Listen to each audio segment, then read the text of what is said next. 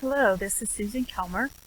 This video, I'm going to talk about making a more readable version of an Adobe Acrobat file by breaking a larger file into much smaller pieces. Many times a publisher sends us an enormous file. It's the entire book in one file. And for a student using text-to-speech, if they open the entire file, it's a bit of a navigational issue to get to, say, Chapter 8. So we want to give them smaller chunks of this book. And this is actually only a partial book. I did cut it down for our demonstration today, but it's still 135 pages. So that's considerable. This is a front matter, introduction, 5 or 6 chapters. That would be a lot to navigate through. And so what we want to do is to make a smaller pieces of this. There's that old saying, how do you eat an elephant? One bite at a time? Well, same sort of thing. So I've opened up this file, and I am using Adobe Acrobat Professional. So you have to have Professional to do this work. It can be the Pro version that you pay an individual subscription for. It can be the DC version. Either way, Adobe Reader is not going to allow you to do this work.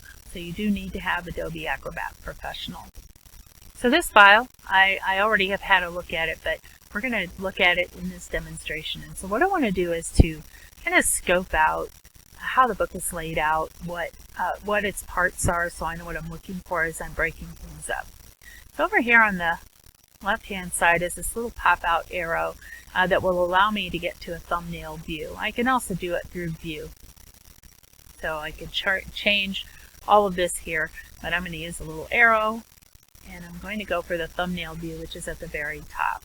So this now shows me all of the pages of the document that I can scroll through if I want to, and I'm going to make it a little bigger for a demonstration.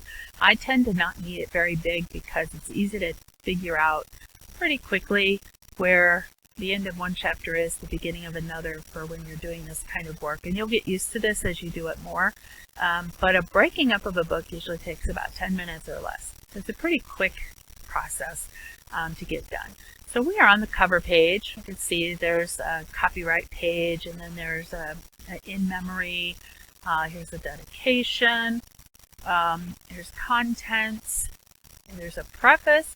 Prefaces are usually part of the front matter as opposed to being an individual file. It's rare that students are asked to read the preface as required material. And I keep scrolling, and here's the introduction. So introduction is not necessarily part of the front matter. In fact, you kind of look to see, does it have a regular number or does it have a Roman numeral?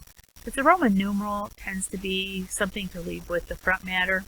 This is number 1. So this is part of the regular text of the document. It probably is required. So I'm going to pull that introduction out as its own file.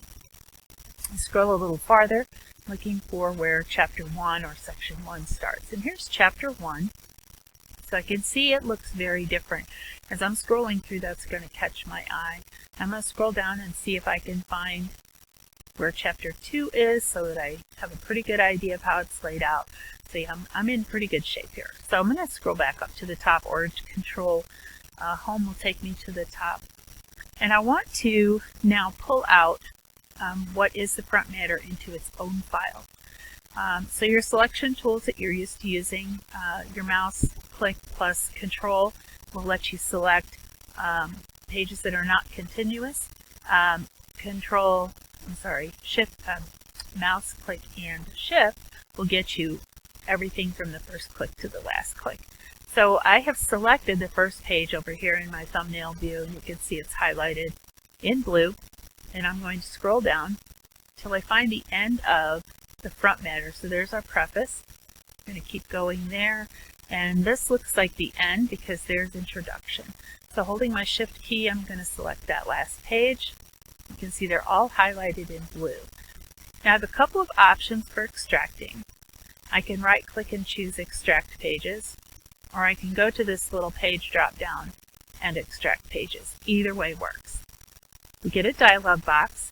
It tells us what page number to what page number we're going to extract. There are a few click boxes. So the first one is to delete the pages after extracting.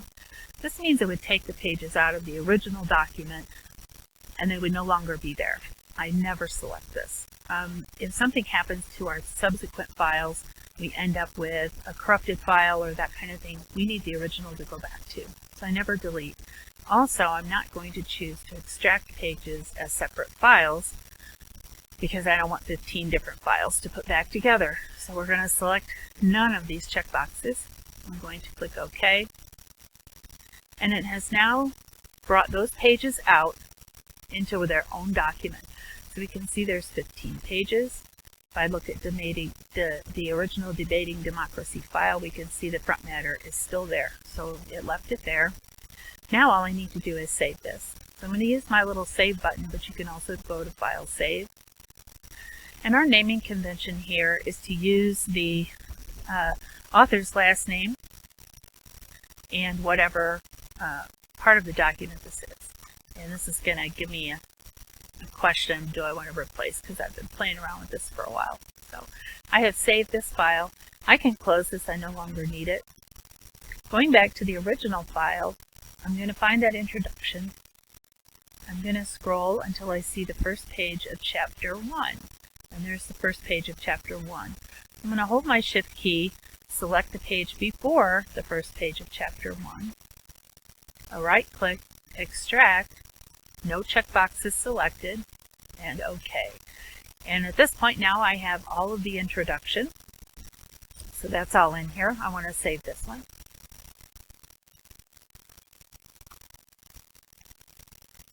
Same thing, it's going to ask me to replace because I've done this already a couple times.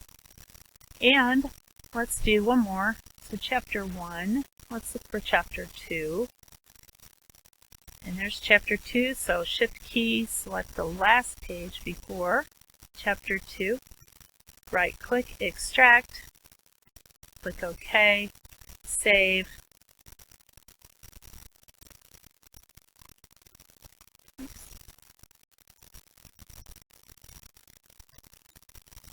And let's do one more so you can see one without the little replace thing. For Chapter 2, I'm going to scroll until I see Chapter 3. And there is Chapter 3. So select, I've got all the pages, right click, extract, click OK, save.